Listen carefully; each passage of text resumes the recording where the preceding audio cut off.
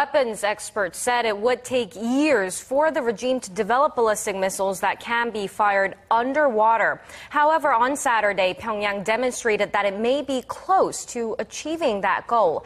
The DPRK claims to have successfully fired a submarine-launched ballistic missile, SLBM for short. And if the claims are true, the North Korean threat would certainly increase.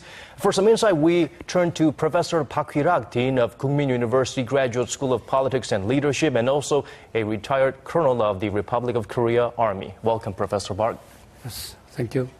Well, we have to start off with this question. What is the significance of this SLBM test from North Korea's perspective? Yes, I think that the purpose of the North Korea's development of SLBM is to mount the nuclear weapons to that missiles and launch to some places. And we, all human beings, did not develop the effective technology to detect submarines. So the fact that North Korea succeeded to develop SLBM means that North Korea can attack anywhere, any place when they decide.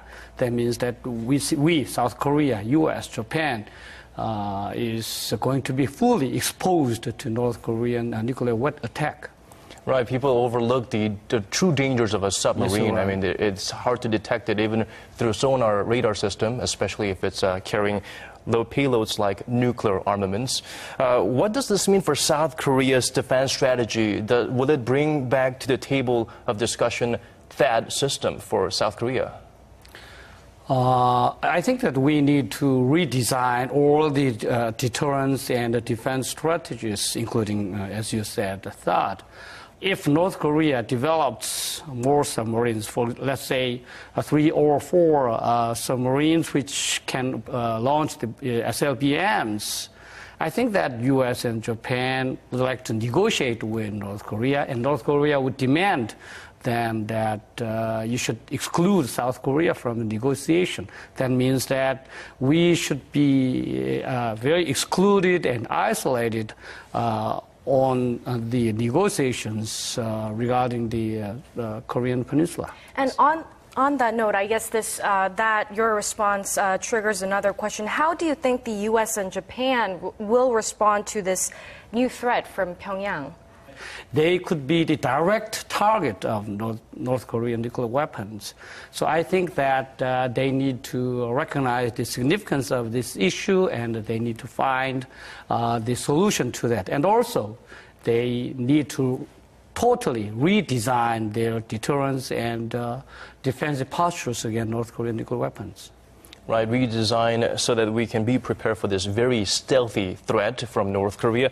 How can South Korea, U.S. and Japan together coordinate their efforts to respond to such advancements from North Korea? Yes, I think that all the countries should put the denuclearization of North Korea on their top agenda. That means that the U.S. and Japan may have thought that they may be secondary to the North Korean attack.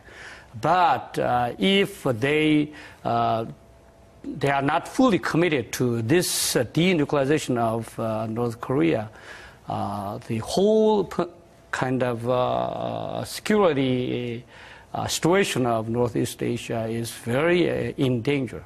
Right, it's so much easier for North Korea to make such great advancements in their weaponry and military strategy because that's all they focus on compared to other countries. Yes, you're right.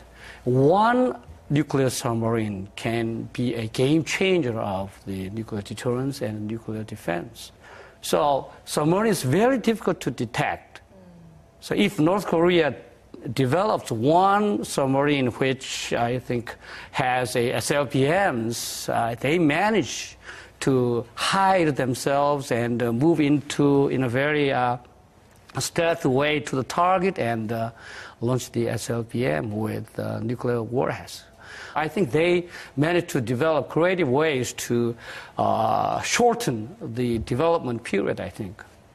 So we'll really have to see what comes forward in terms of the missile test launch. Thank you, Professor Park Hee-rak, for your valuable insight. Yes, my pleasure.